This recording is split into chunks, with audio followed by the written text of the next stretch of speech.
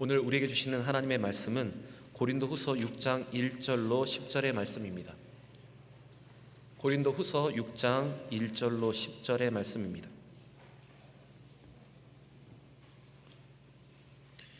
신약성경 291면에 있습니다. 고린도후서 6장 1절로 10절 말씀 한 절씩 교독하겠습니다.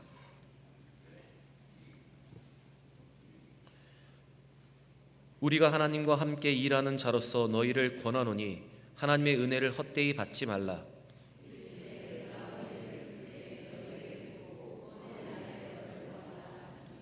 보라, 우리가 이 직분이 비방을 받지 않게 하려고 무엇에든지 아무에게도 꺼리지 않게 하고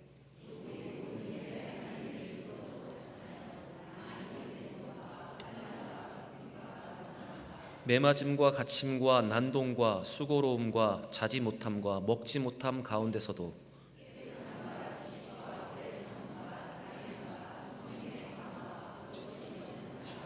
진리의 말씀과 하나님의 능력으로 의의 무기를 좌우에 가지고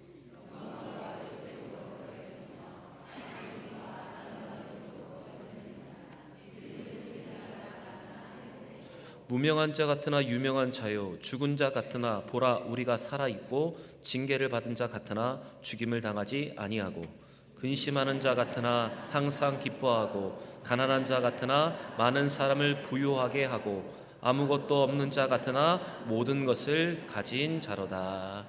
아멘. 거룩한 주일 은혜의 자리, 생명의 자리에 오신 여러분들을 주의 이름으로 환영하며 축복합니다. 이 시간 하나님은 우리가 기대하는 만큼 또한 사모하는 만큼 우리에게 큰 은혜를 허락하여 주실 것입니다. 그 은혜를 풍성히 누리는 귀한 시간이 되기를 바랍니다. 도종환 시인이라는 시인이 있는데 그분이 쓰신 라일락 꽃이라는 시가 있습니다. 신말은 이렇습니다. 잘 들어보시기 바랍니다. 꽃은 진종일 비에 젖어도 향기는 젖지 않는다. 빗방울 무게도 가누기 힘들어 출렁 허리가 휘는 꽃의 오후. 꽃은 하루 종일 비에 젖어도 빛깔은 지워지지 않는다. 빗물에 연보라 어린빛이 창백하게 흘러내릴 듯한 순한 얼굴. 꽃은 젖어도 향기는 젖지 않는다. 꽃은 젖어도 빛깔은 지워지지 않는다.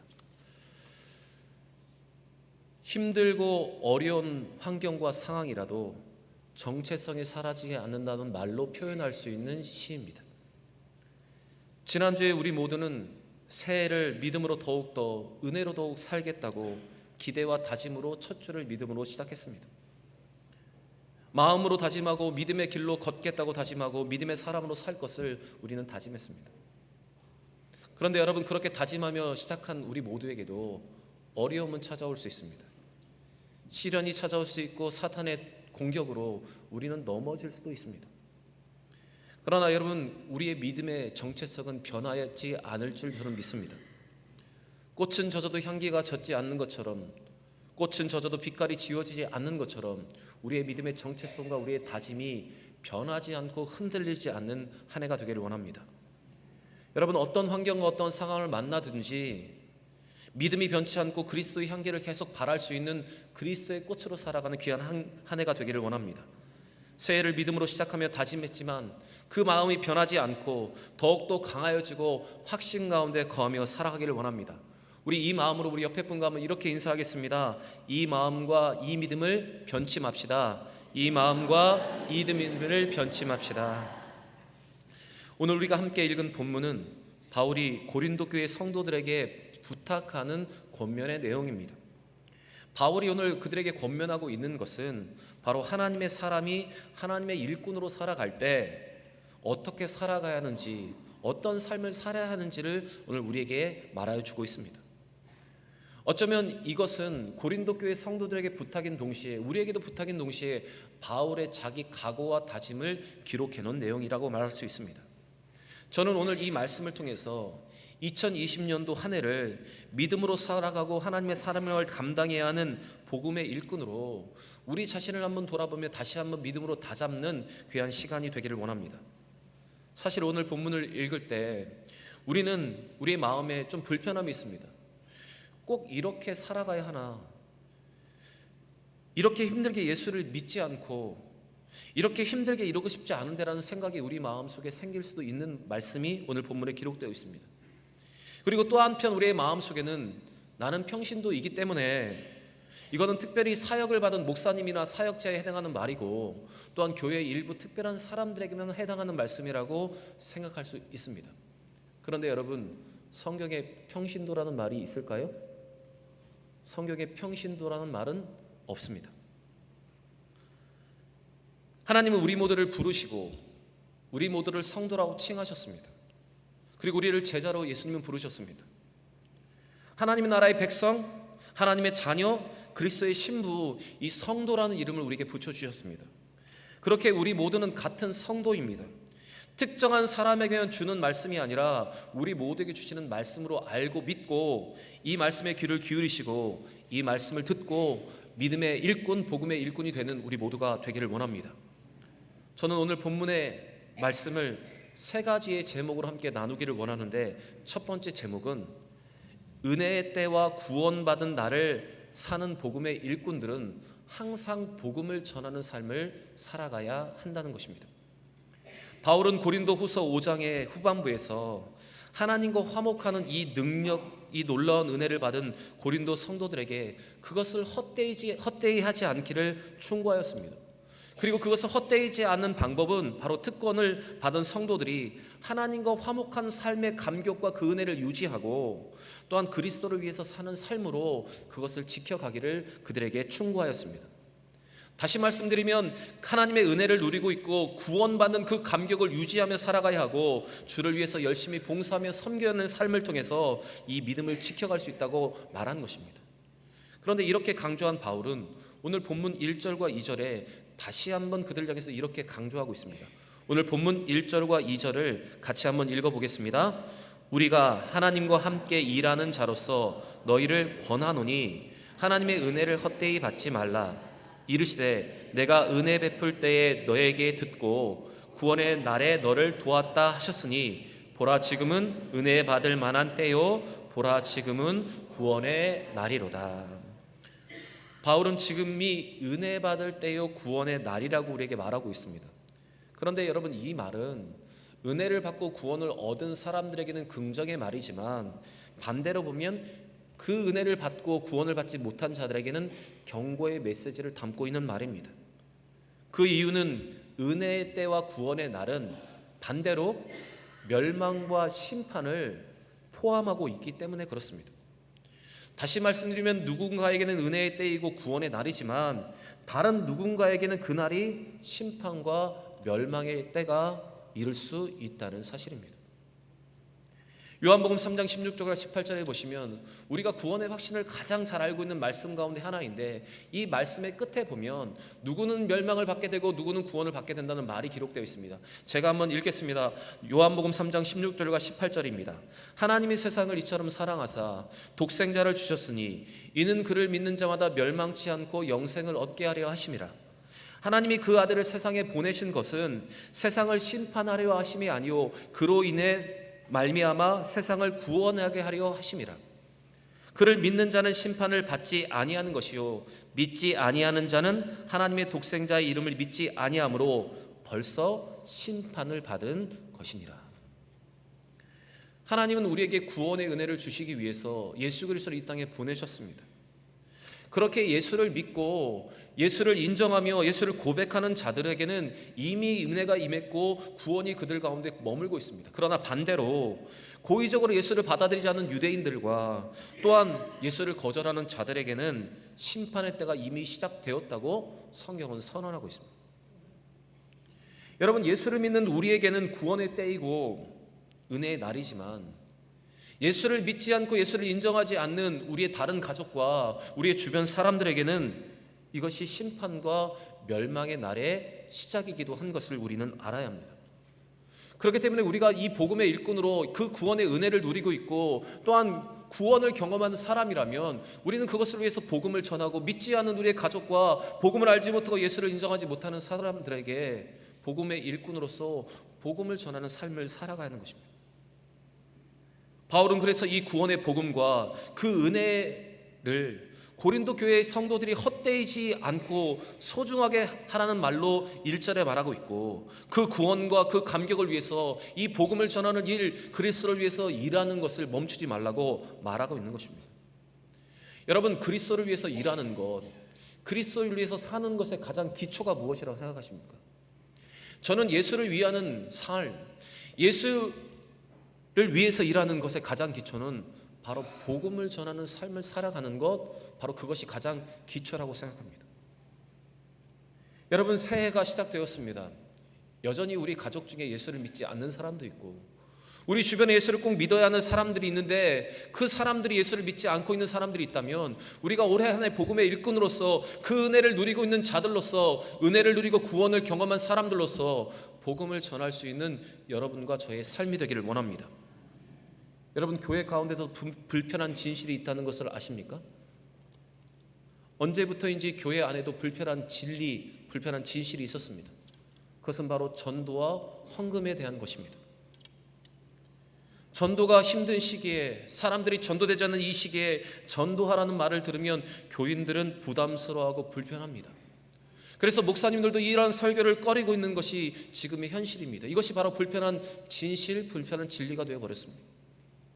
또한 경제적인 환경과 상황이 어려워지면서 헌금을 이야기하면 성도들이 부담스러워합니다. 그래서 헌금에 대한 강조가 점점 사라지고 있는 것이 바로 교회의 모습입니다. 그러나 여러분, 부담스럽다고 해서, 불편하다고 해서 행하지 않으면 우리에게 득과 복이 되지 않는 것을 여러분 기억하시기 바랍니다. 사랑하는 대형의 성도 여러분, 우리가 모두 구원을 받고 그 은혜를 누리고 있다면 우리는 복음을 전하는 일꾼의 삶을, 그 사명을 감당해야 합니다. 때를 얻든지 못 얻든지 그 복음을 전하는 삶, 우리의 가족과 우리의 주변 사람들에게 여러분 그 복음을 전하는 것이야말로 우리가 하나님의 성도로, 하나님의 백성으로, 하나님의 복음의 일꾼으로 부름받은 우리가 당연히 해야 할 일임을 믿고 올 한 해 이 복음의 일꾼으로 복음 전하는 삶을 살아갈 수 있는 여러분과 제가 되기를 원합니다. 두 번째, 복음의 일꾼들은 아름다운 처신을 할 수 있어야 합니다. 저는 때때로 이야기를 할 때 우리가 아름다운 공동체, 아름다운 언어, 아름답게라는 말을 사용하면서 조금 애매한 말인 것 같지만 이 아름다운이라는 말을 사용할 때가 있습니다. 그런데 오늘 바울의 모습을 보시면 그는 바울의 하나님의 복음의 일꾼으로 자신이 행했던 모든 일, 아름다운 처신에 대해서 고린도 교회의 성도들에게 말을 하고 있고, 그 모습을 따라서 그들도 이와 같은 복음의 일꾼으로 아름다운 처신, 아름다운 행동을 할 수 있기를 바라고 있습니다. 3절부터 4절 말씀을 보시면 바울은 복음 전함의 일꾼으로 사람들에게 걸림이 될 만한 어떤 잘못도 행하지 않기를 위해서 노력했습니다. 본문 3절과 4절을 한번 보십시오. 뿐만 아니라 그는 고통과 어려움과 박해를 참는 인내로 하나님의 일꾼됨을 스스로 천거하려고 하였습니다. 여러분, 대개 복음을 모르는 사람들은 복음을 전하는 사람의 행실과 또한 그 모습을 통해서 이 복음의 근거를, 복음을 판단하게 됩니다. 다시 말씀드리면 복음을 전하는 우리의 모습을 통해서 복음이 어떤 것인지, 예수가 누구인지를 가늠해 볼 수 있다는 말입니다.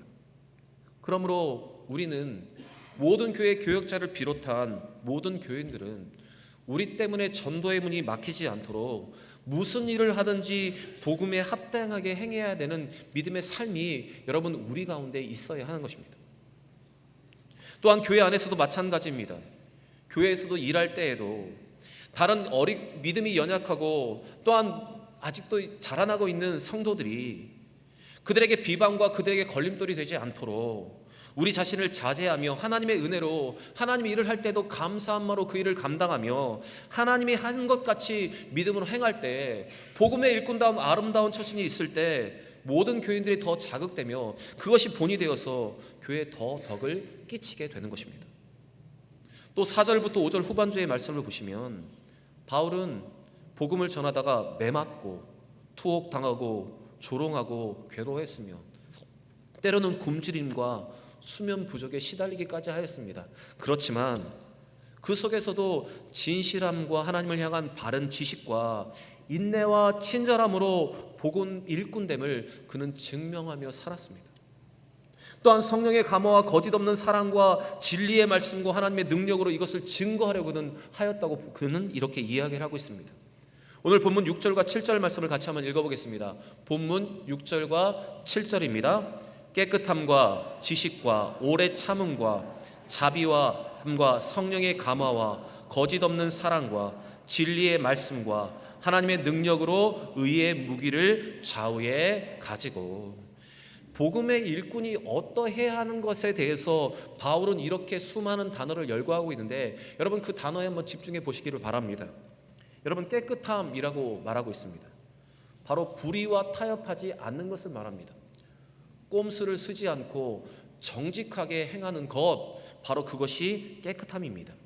하나님의 일꾼으로서 하나님의 의를 지키려는 태도가 바로 이 깨끗함이라고 설명할 수 있습니다. 또 지식이라는 단어가 있습니다. 여러분, 이 지식이라는 말은 하나님을 아는 지식, 하나님이 어떤 분이신지를 알고 고난 중에도 위로하시는 하나님, 환난 중에서 우리를 구원하시는 하나님, 연단을 통해서 궁극적으로 승리하실 하나님을 향한 그 믿음을 가지고, 그 지식을 가지고 그는 살았다고 오늘 말하고 있는 것입니다. 또한 오래 참음은 우리가 성령의 열매 중에 하나로 참된 일꾼이 형성되어지는 과정 속에서 반드시 있어야 하는 것, 바로 그것이 오래 참음입니다. 또한 자비함이라는 것은 사람을 용납하고 돕는 것을 말합니다. 또한 성령의 감화는 영어 표현으로 인이라는 단어가 표현되어 있습니다. 바로 성령 안에 거하고 있는 것, 바로 그것이 성령입니다. 성령의 감화입니다. 바로 성령 충만한 것, 성령과 동행하는 것, 바로 그것이 성령의 감화입니다. 여러분, 때때로 우리는 의지적으로, 우리는 마음에 결단하면서 어떤 일을 추진하려고 합니다. 그런데 우리의 의지로 시작된 일이 지속적이지 못한 경우를 우리는 많이 만나게 됩니다. 자기 의지로, 자기 기분으로 일하다가 쉽게 지치고 감정의 변화 때문에 넘어지는 경우가 있습니다. 그러나 성령 안에서 성령이 주시는 권능으로 일하는 사람들은 끝까지 그 일을 잘 감당할 뿐만 아니라 끝까지 기쁨으로 그 일을 감당할 수 있도록 성령이 우리를 도우시는 것입니다. 또 말씀을 보시면 거짓 없는 사랑이라고 표현하고 있습니다. 여러분, 겉모습으로만 사랑하는 뜻이 아닙니다. 남의 슬픔을 보면 겉으로는 위로를 하지만 속으로는 그래, 그럴 줄 알았어 라고 말하는 사람은 여러분, 거짓 없는 사랑이 아닙니다. 남의 성공을 보면 겉으로는 축복하고 있지만 속으로는 배 아파하고 시기하는 것, 여러분, 그것은 거짓 없는 사랑이 아닙니다. 우리 교회 표어처럼 함께 웃고 함께 우는, 또한 기뻐할 때 함께 기뻐하고 슬퍼할 때 함께 슬퍼할 수 있는 것이 바로 거짓 없는 사랑의 모습인 것입니다. 순전하고 순수한 사랑으로 그는 모든 사역, 복음의 일꾼의 사명을 감당했다고 말하고 있습니다. 우리는 세상을 오래 살면 살수록, 많은 경험을 하면 할수록 우리는 점점 무뎌지고 있습니다. 제대로 반응하지 않고 형식적으로 반응할 때가 많이 있습니다. 우리는 이러한 사람들을 보면서 이렇게 표현을 하죠. 닳고 닳았다라는 말을 자주 사용합니다. 여러분, 혹시 우리가 예수 안에 있고 교회 안에 있지만 온전한 사랑과 온전한 믿음의 모습과 의로움이 없이 그냥 닳고 닳은 모습 그대로 형식적으로 성도를 사랑하고 형식적으로 주를 섬기며 보이는 것만을 하고 있다면, 오늘 이 말씀을 통해서 다시 한번 복음의 일꾼으로 다시 한번 무장하고 일어설 수 있는 여러분과 저의 삶이 되기를 원합니다. 사람은 속일 수 있지만 하나님을 속일 수 없고, 또한 사람도 진실한 마음은 통하게 되어 있습니다. 여러분, 그 마음을 가지고 사역할 수 있고 사역해낼 수 있는 여러분과 저의 삶이 되기를 원합니다. 7절 말씀해 보시면 바울은 진리의 말씀과 하나님의 능력으로 의의 무기를 좌우에 가졌다고 말하고 있습니다. 진실한 말씀이라는 것은 내 말이 아니라 하나님의 말씀을 전하는 것입니다. 하나님의 말씀을 가장한 내 말을 전하는 것이 아니라 하나님의 말씀만을 온전히 전하는 것, 그것이 바로 진리의 말씀입니다. 진리의 언어, 하나님께서 원하시는 말, 하나님이 말씀하시는 것과 같은 단어와 언어를 선택할 수 있는 것, 바로 그것이 진리의 말씀입니다. 또 바울은 공격과 수비의 양면성을 효율성이 하기 위해서 그는 무기로, 의로움으로 그의 무기를 삼았다고 말하고 있습니다. 여러분, 여기에서 의로움이라는 것은 마태복음 5장 16절의 말씀으로 설명할 수 있는데, 여러분 이 말씀을 잘 한번 들어보시기 바랍니다. 이같이 너희 빛이 사람 앞에 비치게 하여 그들로 너희 착한 행실을 보고 하늘에 계신 너희 아버지께 영광을 돌리게 하라. 의로움이라는 말을 너무 광범위하게 설명할 필요 없고, 오늘 마태복음 5장 16절의 말씀처럼 우리의 착한 행실, 착한 언행, 착한 표정, 이런 모습을 보면서 이것이 바로 하나님의 의로움이라는 것입니다. 바로 이것이 복음의 일꾼으로 무장해야 할, 복음의 일꾼으로 아름답게 처신해야 할 일임을 가슴에 새길 수 있는 여러분과 제가 되기를 원합니다. 여러분, 지금 우리 시대에는 우리가 복음을 전하다가 바울처럼 매맞거나 바울처럼 투옥당하지 않는 시대에 있습니다. 바울에 비하면 우리가 받는 조금의 감정의 노동, 조금의 마음이 어려운 것들, 여러분, 이것은 우리가 감내할 수 있는 것이라고 생각합니다. 이 시대의 복음을 전함으로 인해서 우리 가운데 여러 가지 많은 고통은 없지만, 때로는 복음을 전하기 위해서 우리의 수고가 필요하고 감정 노동이 필요하고 또한 물질적인 헌신이 필요하다면, 여러분, 이 모든 것들을 통해서 그리스도의 복음의 일꾼으로 헌신할 수 있는 여러분과 저의 삶이 되기를 원합니다. 복음의 일꾼으로서 서기 위해서 절제할 것을 절제할 수 있어야 합니다. 복음의 전해가 방해되는 것을 멀리할 수 있는 결단이 우리 가운데 있어야 합니다. 나의 자아가, 나의 연약한 모습이 때문에 복음이 방해되고 있다면, 교회가 세워지는데 그것이 걸림돌이 되고 있다면 그것을 제거하면서 온전하고 순전한 모습으로 주 앞에 일꾼이 되는 모습이 여러분 우리 가운데 필요한 것입니다. 여러분, 오늘 이 말씀 앞에서 우리가 복음의 일꾼으로 아름다운 처신을 할 수 있는 여러분과 저의 삶이 되기를 원합니다. 교회 안에서나 교회 밖에서나 어느 곳에 있든지 이러한 믿음의 모습을 통해서 복음 전함의 복음의 온전한 일꾼이 되시기를 주의 이름으로 간절히 부탁드립니다. 마지막 세 번째, 복음의 일꾼들은 모든 것을 감내할 수 있어야 합니다. 이 말은 영광이 될 때 교만하지 않고 어려울 때 낙심하지 않아야 한다는 말입니다. 8절부터 9절 10절 말씀 속에 바울은 오늘 우리에게 마지막으로 권면을 하고 있는데, 우리 8절부터 10절 말씀을 같이 한번 읽어보겠습니다.